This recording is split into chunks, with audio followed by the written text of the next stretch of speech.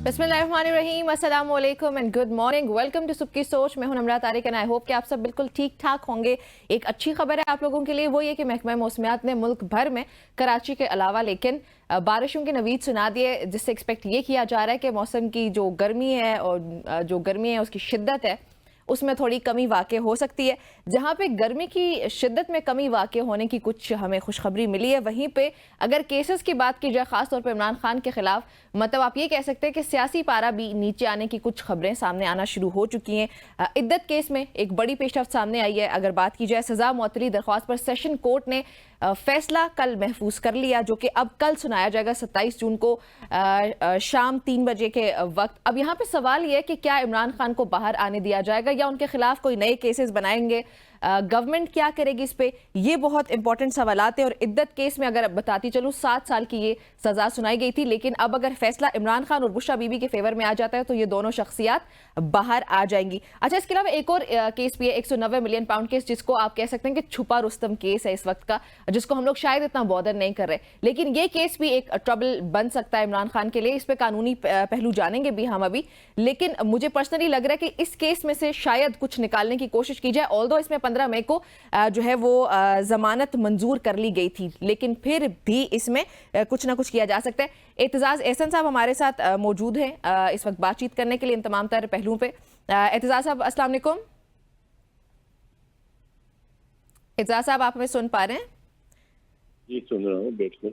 अच्छा, बताइएगा कि अभी मैंने जिक्र किया है इद्दत केस की पोजीशन कैसे देख रहे हैं आप? उसका फैसला महफूज कर लिया गया, उससे क्या एक्सपेक्ट करते हैं आप कि उसके बाद इमरान खान और बुशरा बीबी बाहर आ जाएंगे?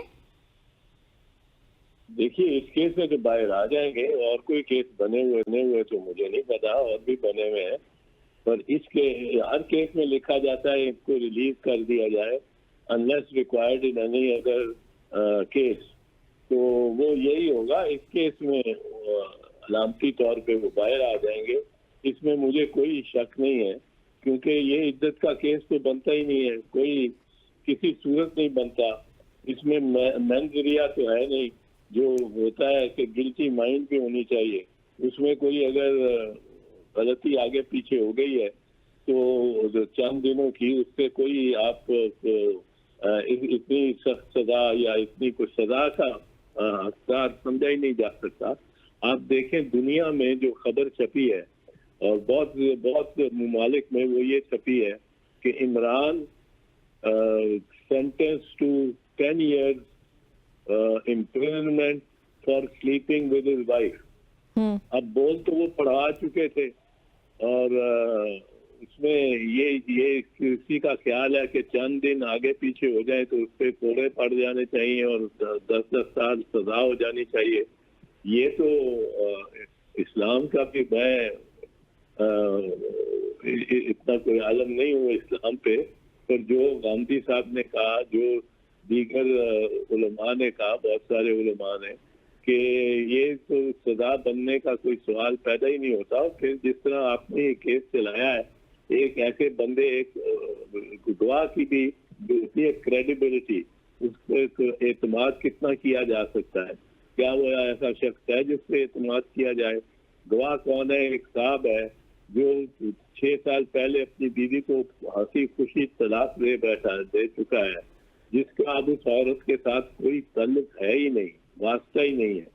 वो गवाह जब उसने तलाक दी तो उसके साथ उसके बयानात आए कि इतनी जैसी पारसा और पाक दामन खातून मैंने कभी दुनिया में देखी नहीं, न सुनी, और ये बिल्कुल पाक दामन है, पाक है, बेगुनाह है। और 6 साल बाद जब उसको गिरफ्तार किया जाता है एक करप्शन केस में इनकम टैक्स की, क्योंकि इनकम टैक्स का वो अफसर है, तो 2 महीने बाद वो वापस आके एग्जाम शुरू हो जाता है, पर्चा भी करा देता है 6 साल बाद।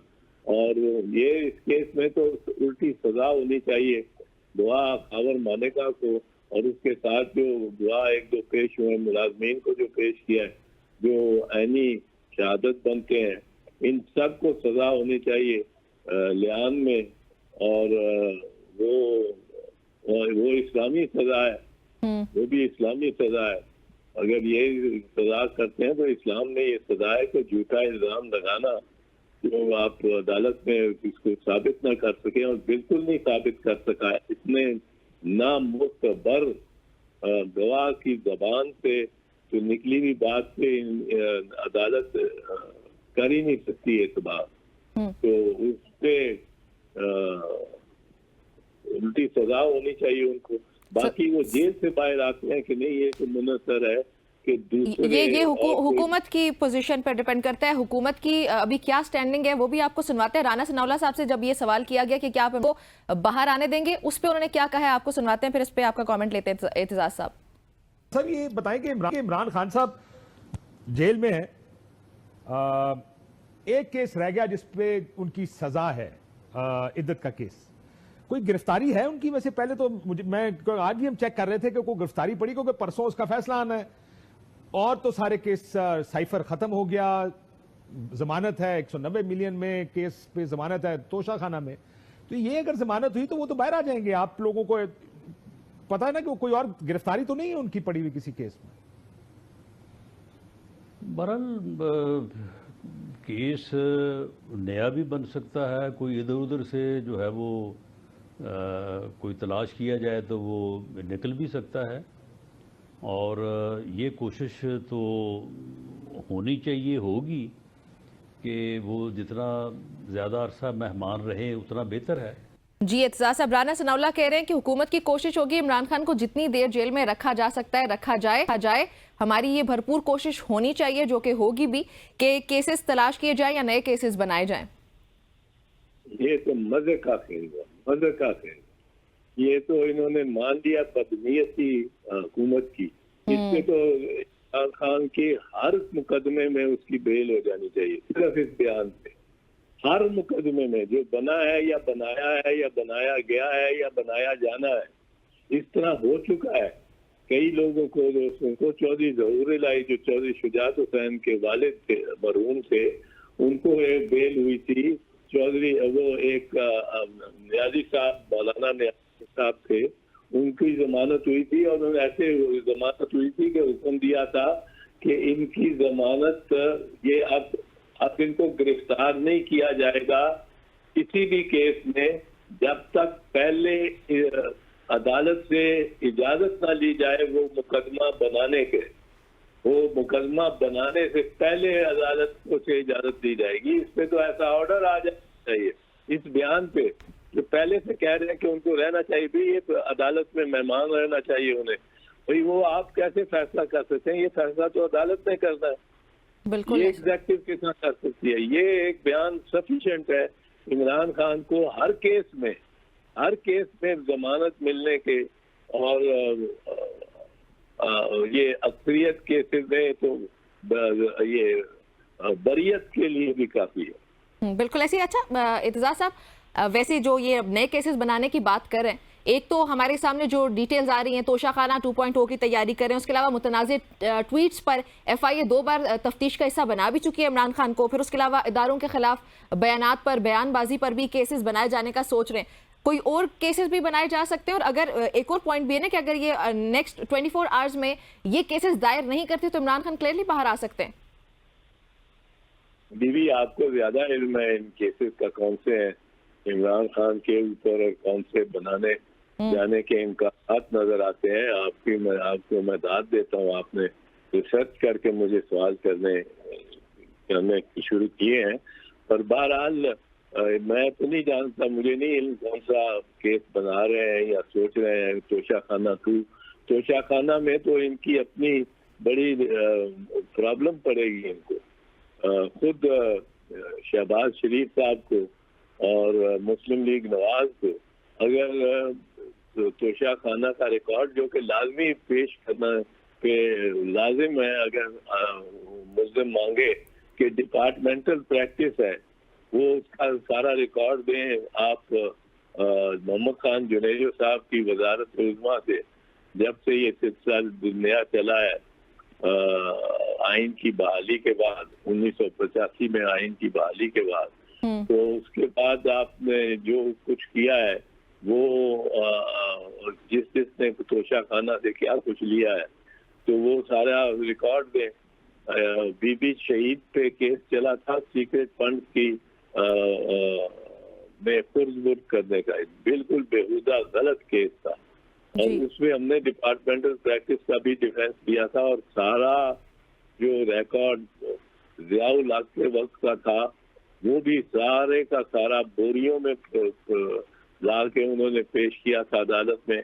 और मियां अब्दुल सत्तार नजम साहब एडवोकेट, सीनियर एडवोकेट, और मैं, हम दोनों ने मास्क पहन के उस जमाने में, मुझे याद है, सारी इंस्पेक्शन की थी, क्योंकि उन बोरियों में कागजों में से कुछ अजीब फुफुंदी सी निकलती थी जो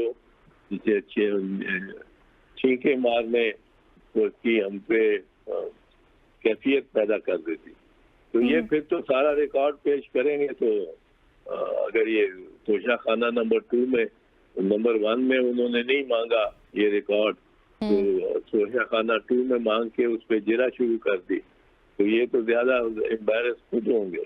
तो चलिए, ये तो तोशा खाना, और मेरा रिसर्च करके आपसे सवाल पूछने का मकसद ये है कि ये केसेस भी क्या दीगर केसेस की तरह भोंडे ही होने जा रहे हैं? इनकी स्टैंडिंग को आप माहिर कानून है, आप इनको कैसे देखते हैं कि ये कुछ ऑब्वियसली शायद हुकूमत कामयाब हो जाए अपना कुछ टाइम खरीदने में, लेकिन ये केसेस बिल्कुल खाली किस्म के ही हैं।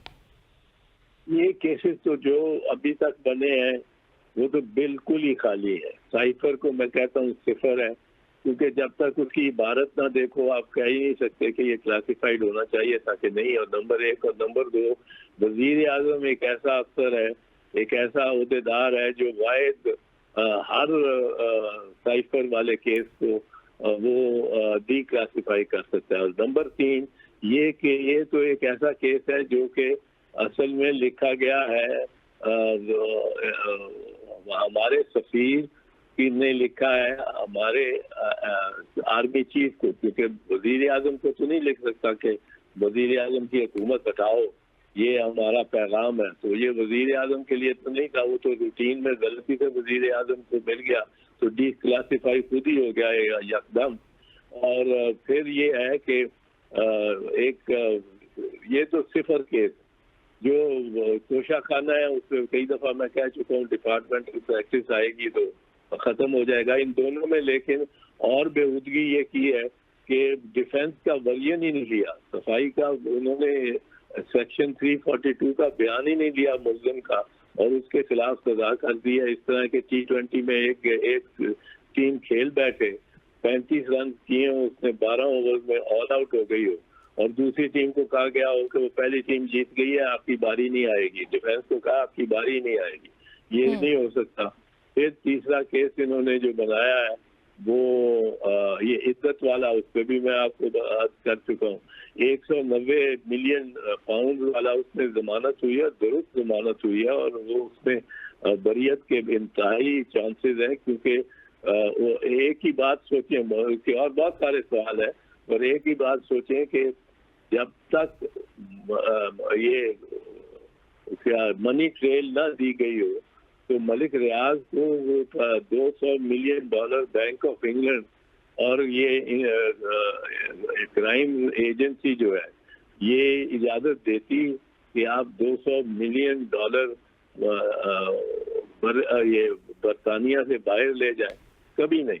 वो तो $100 मिलियन क्या $10 मिलियन नहीं जाने देते बाहर, जब तक बिल्कुल शफाफ ना मिला होता उनको जवाब और सारे सवालात के बारे में दस्तावेजात। वो मलिक रियाज के पास पैसा था, उसने सोचा कि बजाय ये कि मैं भेजूं इसको और अपने अकाउंट में, वहाँ को भी टैक्स वाले आ जाएंगे, कभी कोई और आ जाएगा, वो और फ्रीज कर देंगे, इनको भेजे ऐसे अकाउंट में जो मेरा ही अकाउंट है पर वो है सुप्रीम कोर्ट के पास पैसा महफूज। तो वो उसने ये उधर भेज दिया, क्लियर करा के सारा कुछ। तो उसमें क्या पड़ा है, क्या मुझे नहीं समझ आती है, क्यों सिर्फ $200 मिलियन है, पाउंड है, तो उससे बहुत बड़ा केस बन जाता है। केस तो बनता है अगर उसमें कोई, उसके पीछे कोई सबूत हो, शहादत हो, कोई गवाह हो। ये खबर माने का जाके गवाह से तो बेइंसाफ नहीं किया जा सकता, एतमाद नहीं किया जा सकता। बिल्कुल। अच्छा इत्तेज़ाज़ साहब, मोहम्मद ज़ुबैर साहब का इंटरव्यू आपने ज़रूर सुना होगा, जिसमें उन्होंने कुछ लंदन में मुलाकातें जो हुई उनके बारे में बात की। अब उस मुलाकात के बाद उस बयान के बाद ख्वाजा आसिफ का भी बयान सामने आया। उन्होंने एक प्रोग्राम में कहा कि बाजवा साहब, मैं एग्जैक्टली वर्ड्स कोट कर रही हूँ, बाजवा साहब बिल्कुल राब्ते में थे, एक्सटेंशन की बात हुई थी, हमने एक्सटेंशन के हक में वोट देने का फैसला किया, मेरे जिम्मे लगाया गया कि असेंबली में इसकी हिमायत की जाए, जनरल फैज से भी मुलाकात हुई। तो ये लोग 2019 की बात करें, अब इसकी तरदीद में राना सनाउल्लाह कह रहे कि ये बोगस बयानात हैं। अब किसका यकीन किया जाए? और साथ ही फिर ये तो इमरान खान के एक और बयानिए की जीत है कि उनकी हुकूमत को गिराने के लिए बाकायदा लंदन प्लान बना। अब मैं बहुत सारी बातों का अमीन तो नहीं हूँ, राजदान नहीं हूँ, पर बज़ाहिर जो अगर आप फोरेंसिक देखें, यानी कानून और आइन की निगाह से और मंतक से, बाकायदा मंतक से देखें तो बिल्कुल ख्वाजा आसिफ यहाँ दुरुस्त महसूस होते हैं। ख्वाजा साहब तो इतना सच्चा आदमी कई दफ़ा निकलता है, कई मरतबा ज़रा दुरोगोई से भी कुछ थोड़ा सा फायदा उठा लेते हैं, लेकिन इतना सच्चा आदमी कि उसने कहा कि मैं हार रहा था, मैं 2018 की इलेक्शन हार रहा था, लेकिन मैंने फिर बाजवा को जनरल बाजवा को फोन किया, उसको कहा मुझे तो हरा रहे हैं ये, उसने कहा फिक्र न करो मैं ठीक करा देता हूँ, और उसके बाद मेरा रिजल्ट जो है वो जीत वाला हो गया। और ये तो बड़ी वाज़े अंदाज में उनसे सच्चाई अक्सर निकल जाती है, और मौलाना सनाउल्लाह उनके मुकाबले में नामोतबर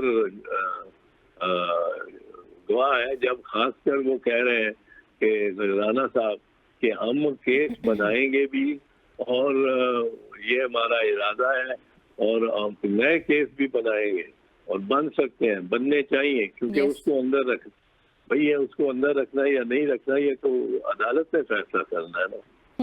अच्छा इत्तेज़ाज़ साहब, ये जो बयानात है ना, जैसे अभी हम बात करें ख्वाजा आसिफ का बयान हो गया या फिर मोहम्मद जुबैर का हो गया, चलें वो पार्टी छोड़ गया, उसके बाद भी राना सनाउल्लाह का इतना ये इंपॉर्टेंट बयान कल सामने है, ये हुकूमत अपनी पोजीशन खुद ही वीक नहीं कर रही है और इमरान खान के नैरेटिव को मजीद तकवीयत मिल रही है?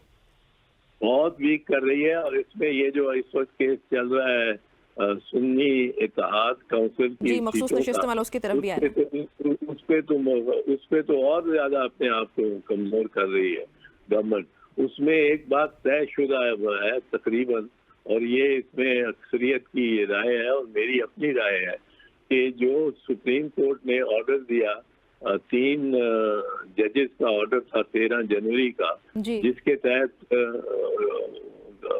इलेक्शन कमीशन ने छीन लिया बल्ले का निशान, वो भी बिल्कुल गैर आईनी था, क्योंकि बल्ले का निशान, ये फैसला इस बुनियाद पे किया गया कि बल्ले का निशान जो है ये निशान पीटीआई का है, एक सियासी जमात का है। असल में सियासी जमात का निशान नहीं होता, ये निशान होता है वोटर का, वोटर की सहूलत के लिए होता है। और इसमें सुप्रीम कोर्ट ने कहा है 2 केसेस में, दोनों बेनजीर भुट्टो शहीद के नाम से केसेस 1988 के PLDs में और 99 के PLDs में रिपोर्टेड है, जिनमें मैं पेश हुआ हूँ बतौर वकील। उसमें पहली में कहा उन्होंने कि वोट का हक जो है ये बुनियादी हक है, इसको नहीं छेड़ा जा सकता। दूसरे में उन्होंने कहा कि मैं गया कि जी वोट तो हमारी इजाजत दे रहे हैं, निशान हमें नहीं दे रहे। उन्होंने कहा निशान क्यों? और मैंने कहा निशान इसलिए जरूरी है कि निशान के बगैर मैं वोट नहीं कास्ट कर सकता। तो वो क्योंकि मैं अनपढ़ हूँ, मैं 40 नामों में से अपने कैंडिडेट का नाम नहीं निकाल सकता, ये अनपढ़ वोटरों के लिए निशान बनाया गया। तो फिर मुझे बताया गया, कहा गया भाई आप बिलावल भुट्टो जरदारी को वोट देना चाहते हो, बीबी के बेटे को। तो बीबियां बहुत सारी ऐसे थी जो नहीं अनपढ़ थी, पर वो वोट देना चाहती थी 30 पे, तो उनको बिलावल भुट्टो जरदारी लिखा हुआ नाम तो वो नहीं निकाल सकती थी। उन्होंने कहा उनके ऐसी औरतों के लिए, और ये आज से नहीं, हिंदुस्तान में बड़े सगीर सारे में जब इलेक्शन का सिलसिला शुरू हुआ है निशान होता है। अमेरिका बरतानिया में नहीं होता क्योंकि वहाँ खानगी 100% है, और हमारे यहाँ होता है। अब वो एक सहूलत है वोटर की, वो एक जुम्बिश कलम से, इसलिए कि आप सजा देने चाहते हैं उन 10 ओहदेदारों को पार्टी के जिन्होंने कोई गलत काम किया होगा, बिल पर कोई इंट्रा पार्टी इलेक्शन में गड़बड़ कर दी होगी, उन 10 बंदों के की गलती के लिए आप सजा देना चाहते हैं 3 करोड़ वोटर्स को, उनको बगैर नोटिस दिए, बगैर उनको कोई उनका मौक़िफ़ लिए, वरना हर एक वोटर को जिसका नाम आप काट रहे हैं या जिसको आप वोट से महरूम कर रहे हैं, वो उसको नोटिस देना, उसकी सुनवाई करना, वो 1.5 साल लग जाता है उस इंक्वायरी में। तो ये भी एक अजीब बात है। इस पे आप इतनी वाज़ेह बातें की हैं दीगर जजेस ने और बड़ी क्लियर बातें की हैं कि उन्होंने लिहाज किया है सब जजेस ने जो इख्तलाफ किया है चीफ जस्टिस साहब से। चीफ जस्टिस साहब की प्रॉब्लम की मुश्किल ये है कि वो अपने उस 3 मेंबर के बेंच के फैसले को हाई कोर्ट के फुल कोर्ट से रिवर्स नहीं कराना चाहते। अब फुल कोर्ट रिवर्स नहीं कर सकता क्योंकि वो मामला उनके सामने इस तरह नहीं है, पर वो डिसएग्री तो कर सकता है। तो कहते हैं कि we do not approve of this finding, और अप्रूव नहीं होनी चाहिए ऐसी फाइंडिंग कि आप 3 करोड़ वोटर्स को बकियत जुम्बिश कलम एक दस्तखत से उनको डिसएनफ्रेंचाइज कर दें, उनको वोट के हक से महरूम कर दें, वो वोट ही कास्ट न कर सकें। तो ये तो कानून और आइन के बिल्कुल खिलाफ, बिल्कुल मुनाफी है। बल्ले का निशान लेना कानून और आइन के मुनाफी है। एतजाज साहब बहुत शुक्रिया आपका हमें हमसे बातचीत करने के लिए। नाज़रीन, गुफ्तगू आपने सुनी है। कल 27 जून है, दिन 3 बजे ये फैसला आना है इद्दत केस से मुतालिक, और ये इंपॉर्टेंट इसलिए होगा कि अगर नेक्स्ट 24 आवर्स में कोई मजीद केस दायर नहीं किया जाता तो इमरान खान और बुशरा बीबी दोनों बाहर आ जाएंगे। वो बाहर आते हैं या नहीं, हुकूमत क्या करेगी, ये आज के दिन आप एक्सपेक्ट कर सकते हैं। बहुत सारी बड़ी खबरें सामने आएंगी। एक ब्रेक शामिल करते हैं।